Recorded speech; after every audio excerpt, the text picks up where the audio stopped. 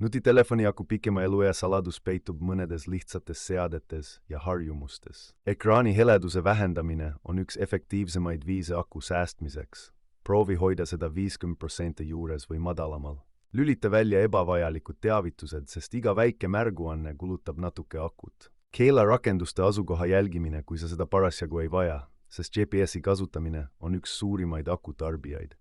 Tumeda režiimi kasutamine OLED-ekraanidel võib märgatavalt vähendada energiatarbimist.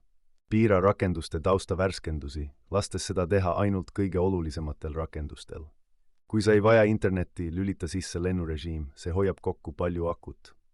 Väldi aku täielikku tühjenemist ja ära lae seda alati 100% täis. Ideaalne on hoida akut 20% ja 80% vahel. Kontrolli regulaarselt, millised rakendused kasutavad kõige rohkem akut ja optimeeri nende kasutust. Kustuta rakendused, mida sa ei kasuta, mida vähem rakendusi, seda vähem energiat kulub taustal töötamisele.